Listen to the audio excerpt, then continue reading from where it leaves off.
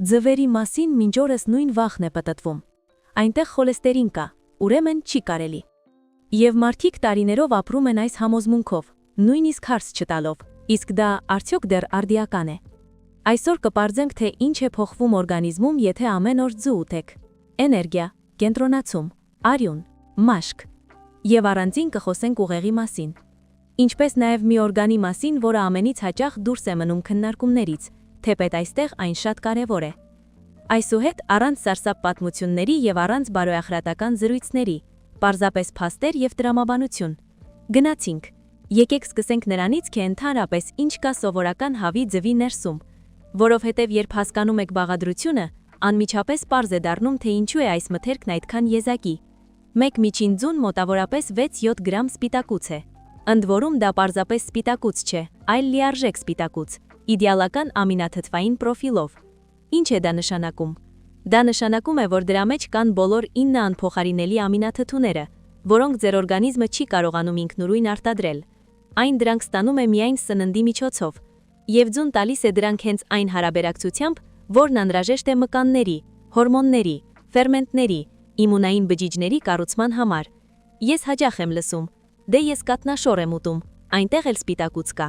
Այո, կատնաշորը լավն է, բայց ձվից սպիտակուցի յուրացվելիությունը 98% է։ Սա հետալոն է, չափանիշ։ Առողջապահության համաշխարհային կազմակերպությունը ձվի սպիտակուցն օգտագործում է որպես ստանդարտ, սպիտակուցի մյուս բոլոր աղբյուրները համեմատելու համար։ Այժմ դեղնուցը։ Ահա այստեղ սկսվում է ամենահետաքրքիրը։ Շատերը մինչ օրս դեն են նետում դեղնուցները եւ ուտում միայն սպիտակուցները։ Դա հսկայական սխալ է, որովհետև հենց դեղնուցի մեջ է կենտրոնացած սննդարար նյութերի արյուծը բաժինը։ Դեղնուցը պարունակում է խոլին, վիտամինանման նյութ, որը չափազանց կարևոր է ուղեղի համար։ Մեկ ձուն տալիս է մոտավորապես 147 միլիգրամ խոլին։ Կանանց համար օրական նորմն 425 միլիգրամ է, տղամարդկանց համար 550։ Այսինքն, օրական 2-3 ձուն ծածկում է պահանջարկի զգալի մասը։ Իսկ գիտեք, թե ինչ է անում խոլինը։ Այն մասնակցում է ացետիլխոլինի սինթեզին, նյարդային միջնորդանյութի, նեյրոմեդիատորի, որը պատասխանատու է հիշողության, ուսուցման, ուշադրության կենտրոնացման համար։ Խոլինի պակասը տարիքային կոգնիտիվ ֆունկցիաների նվազման պատճառներից է։ Այն մորեցկությունը, ցրվածությունը, որը շատերը վերագրում են տարիքին։ Կան Բոստանի համալսարանի հետազոտություններ, 10 տարի շարունակ հետևել են 2700 մարդու։ Նրանք, ովքեր բավարար քանակությամբ խոլին էին ստանում, հիշողության տեստերում զգալիորեն ավելի լավ արդյունքներ էին ցույց տալիս եւ ունեին դեմենցիայի զարգացման ավելի ցածր ռիսկեր։ Այնուհետև դեղնուցում կան լյուտեին եւ զիաքսանթին։ Սրանք կարոտենոիդներ են, որոնք կուտակվում են աչքի ցանցաթաղանթում եւ պաշտպանում այն քայքայումից։ Տարիքային մակուլյար դեգեներացիան 60-ից հետո կուրության հիմնական պատճառներից է։ Եվ ահա ձվի մեջ այս երկու նյութերը ռեալ նվազեցնում են այդ հիվանդության ռիսկը։ Ընդ որում ձվից լյուտեինը ավելի լավ է յուրացվում, քան բանջարեղենից, որովհետև այն գտնվում է ճարպային միջավայում, եւ դա ճարպալույծի նյութ է։ Սպանախից օրինակ կյուրացվի 10%, իսկ ձվից 3-4 անգամ ավելի շատ։ Դեղնուցում կա նաև վիտամին D։ Մեր լայնություններում բնակչության 80%-ը ունի այս վիտամինի դեֆիցիտ, հատկապես ձմռանը։ Վիտամին D-ն պարզապես ոսկորների մասին չէ, դա իմունիտետի, տրամադրության, աուտոիմուն հիվանդությունների կանխարգելման, նույնիսկ ուրոնքաբանության, օնկոլոգիայի մասին է։ Մեկ ձուն տալիս է մոտավորապես 41 միջազգային միավոր վիտամին D։ Դա քիչ է օրական նորմի համեմատ, բայց յուրաքանչյուր կաթալը հաշվի մաչ է։ Վիտամին A մաշկի, տեսողության, իմունիտետի համար։ Վիտամին E հակաօքսիդանտ։ B խմբի վիտամիններ, նյարդային համակարգի եւ էներգետիկ փոխանակության համար։ Սելեն վահանաձև գեղձի համար։ Երկաթ, ֆոսֆոր, ցինկ։ Մեկ ձուն փոքրիկ կենսաքիմիական լաբորատորիա է, եւ երբ դուք ուտում եք այն ամեն օր, ձեր օրգանիզմը կանոնավոր աջակցություն է ստանում բոլոր ճակատներով։ Այժմ եկեք խոսենք այն մասին, թե կոնկրետ ինչ է սկսում կատարվել մարմնի հետ, երբ ձուն դառնում է ամենօրյա սննդակարգի մաս։ Ես սա կբացատրեմ ըստ համակարգերի, որպիսի լինի հասկանալի եւ ակնառու։ Սկսենք մկաններից։ 40 տարեկանից հետո սկսվում է մկանային զանգվածի բնական կորուստ։ Սա կոչվում է սարկոպենիա։ Ամեն տարի դուք կորցնում եք մկանների մոտ 1%-ը, եթե ոչինչ չեք անում։ Մինչև 70 տարեկանը դա կարող է լինել -30%։ Իսկ մկանները միայն ուժը չեն, դա նյութափոխանակությունն է, դա հոդերի պաշտպանությունն է, դա վայր ընկնելու և կոտրվածքների կանխարգելումն է։ Եվ այսպես, որակյալ սպիտակուցի ամենօրյա օգտագործումը այդ գործընթացը դանդաղեցնելու հիմնական եղանակներից մեկն է։ Ձվերն իդեալականորեն համապատասխանում են, քանի որ դրանց սպիտակուցը յուրացվում է արագ և ամբողջությամբ։ Հետազոտությունները ցույց են տալիս, որ տարեց մարդիկ, ովքեր բավարար սպիտակուց են ուտում, շատ ավելի երկար են պահպանում մկանային զանգվածը և ֆիզիկական ակտիվությունը։ Անցնենք առաջ։ Ուղեղ։ Հիշում եք, ես խոսում էի խոլինի մասին։ Այսպես, դա միայն այսբերգի գանաթն է։ Ձվի մեջ կան օմեգա-3 ճարպաթթուներ։ Ճիշտ է, փոքր քանակությամբ, բայց կան, հատկապես եթե հավերը ճիշտ են սնվել։ Օմեգա-3-ն անհրաժեշտ է նեյրոնների բջջային թաղանթների հոսունության համար։ Սա ազդանշանների փոխանցման արագության, տրամադրության, բորբոքումից պաշտպանվելու մասին է։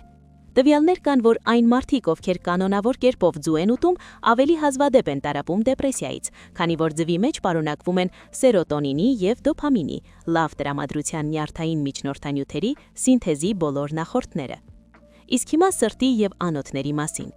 Այստեղ սկսվում է ամենահետաքրքիրը և ամենավիճահարույցը, քանի որ երկար տարիներ մեզ ասում էին, ձուն բարձրացնում է խոլեստերինը, իսկ խոլեստերինը աթերոսկլերոզ է, ինֆարկտներ, ինսուլտներ։ Դրա պատճառով մի ամբողջ սերունդ վախենում էր ձվից, ինչպես կրակից։ Այսպես ուրեմն, սա միֆ է, հնացած, հերկված, բայց դեռ կենսունակ։ Այո, մեկ ձուն մոտ 186 միլիգրամ խոլեստերին կա, բայց խնդիրն այն է, որ սննդային խոլեստերինը շատ թույլ է ազդում արյան խոլեստերինի մակարդակի։ Ձեր լյարդը ինքն է արտադրում խոլեստերինի մոտ 80%-ը։ Դա նորմալ է։ Այն պետք է հորմոնների, վիտամին D-ի սինթեզի, բջջային թաղանթների կառուցման համար։ Երբ դուք խոլեստերին եք ուտում սննդի հետ, լյարդը պարզապես նվազեցնում է սեփական արտադրությունը։ Սա ինքնակարգավորում է։ Ավելին, խոշոր հետազոտությունները ցույց են տալիս, որ մարդկանց մեծ մասնի մոտ ձվի ամենօրյա օգտագործումը չի բարձրացնում արյան վատ խոլեստերինի մակարդակը,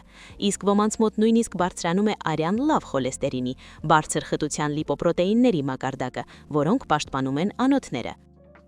Հարվարդի հանրային առողջապահության դպրոցը անցկացրել է 17 հետազոտությունների մետավերլուծություն, ընդհանուր առմամբ ավելի քան 260,000 մարդու մասնակցությամբ։ Եզրակացություն. Օրական 1 ձու ուտելը կապված չէ առողջ մարդկանց մոտ սրտանոթային հիվանդությունների ռիսկի բարձրացման հետ։ Իհարկե կան նրբություններ։ Եթե ձեզ մոտ արդեն ախտորոշված է երկրորդ տիպի շաքարախտ կամ ծանր հիպերխոլեստերինեմիա, անհրաժեշտ է անհատական մոտեցում և խորհրդակցություն բժշկի հետ։ Բայց մարդկանց մեծամասնության համար ձվերը անվտանգ են և նույնիսկ օգտակար, որովհետև ձվի մեջ կան նյութեր, որոնք պաշտպանում են անոթները, նույն կարոտինոիդները, վիտամին E-ն, ֆոսֆոլիպիդները։ Դրանք նվազեցնում են լիպոպրոտեինների օքսիդացումը, իսկ արտերիաների համար վտանգավոր է հենց օքսիդացված խոլեստերինը։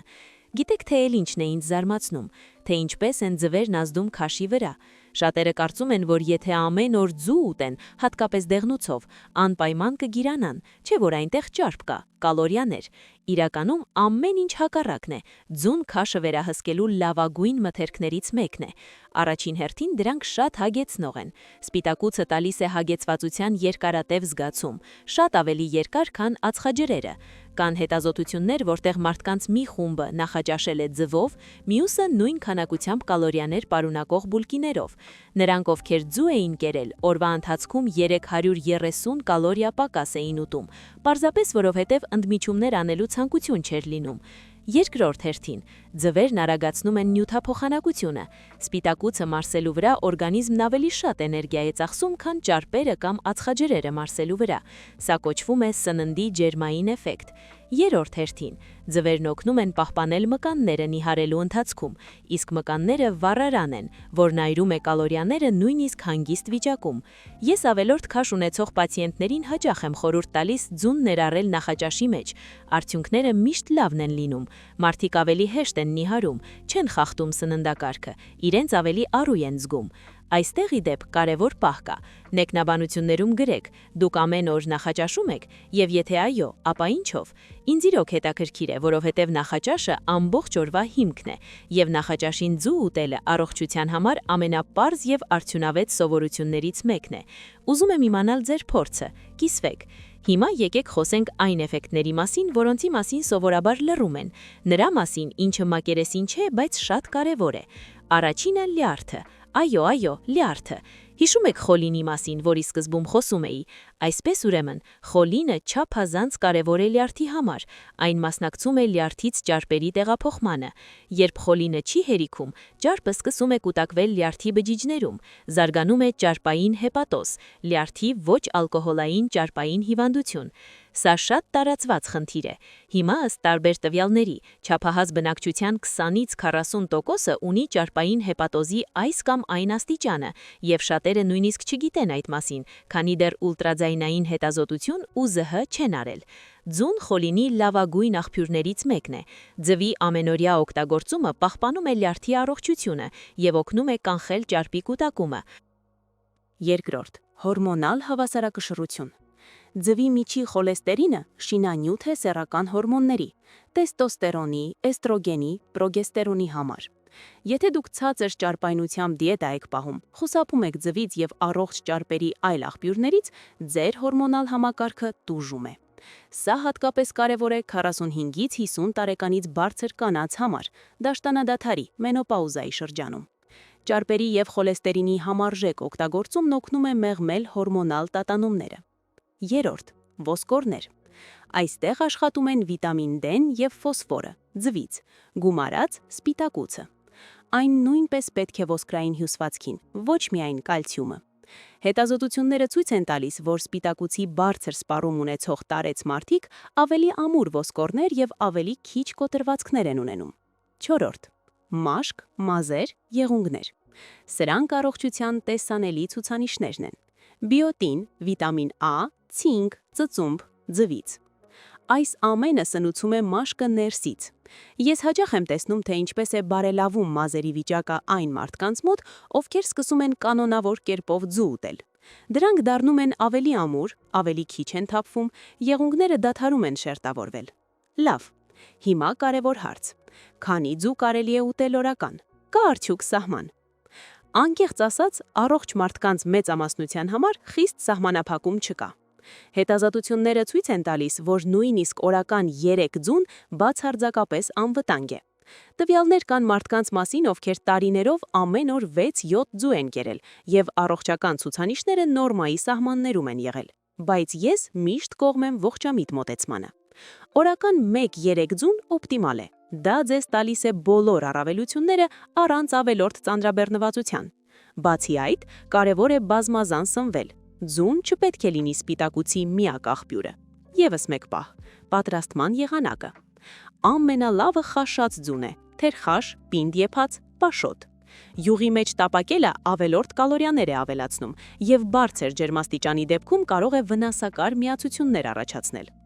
Եթե տապակում եք, օգտագործեք նվազագույն քանակությամբ յուղ, ավելի լավ է չկպնան թավայի վրա։ Հում ձու ես խորհուրդ չեմ տալիս։ Նախ սալմոնելյոզի ռիսկը, թեկուզ եւ փոքր։ Երկրորդ, հում սպիտակուցի մեջ կա ավիդին, նյութ, որը կապում է բիոտինը եւ խանգարում դրա յուրացմանը։ Ջերմային մշակման ժամանակ ավիդինը քայքայվում է։ Եվ ձվի որակն է նշանակություն ունենում։ Այն հավերի ձվերը, որոնք զբոսում են դրսում, խոտ եւ միջատեն ուտում, պարունակում են ավելի շատ օմեգա 3, ավելի շատ վիտամիններ։ Եթե հնարավորություն կա, գնեք ֆերմայերային օրգանական ձվեր։ Տարբերություն կա։ Այժմ թույլ տվեք ցրել եւս մի քանի միֆ, որոնց ես անընդհատ հանդիպում եմ։ Միֆ առաջին.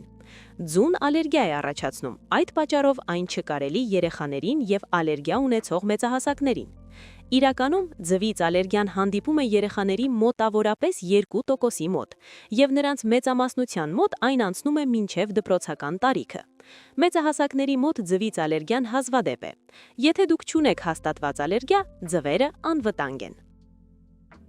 Միֆ երկրորդ. դարչնագույն ձվերն ավելի օգտակար են, քան սպիտակները։ Դա պարզապես կճեպի գույնն է, որը կախված է հավի ցեղատեսակից։ Սննդային արժեքի մեջ ոչ մի տարբերություն չկա։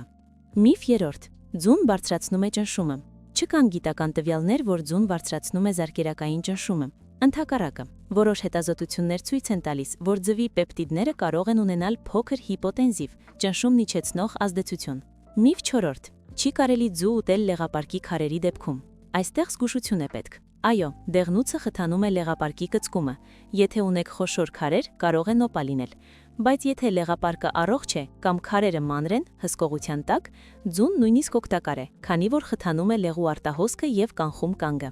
Հիմա, ամենակարևորը։ Ես ուզում եմ, որ դուք հասկանաք մեկ բան. ձուն կախարդական դեղահապ չէ, այն չի բուժի շաքարախտը, ինքնիրեն չի վերացնի ավելորդ քաշը, ձեզ 20 տարով չի երիտասարդացնի։ Բայց այն առողջությունը պահպանելու ամենահասանելի, պարզ եւ հզոր գործիքներից մեկն է։ Սա հիմքն է, սա ամենօրյա ներդրում է ձեր մարմնի մեջ։ Երբ դուք ամեն օր ձու եք ուտում, դուք օրգանիզմին տալիս եք այն ամենը, ինչ անհրաժեշտ է նորմալ աշխատանքի համար։ Սպիտակուց մկանների համար, խոլին ուղեղի համար, լյուտեին աչքերի համար, վիտամիններ իմունիտետի համար, ճարպեր հորմոնների համար։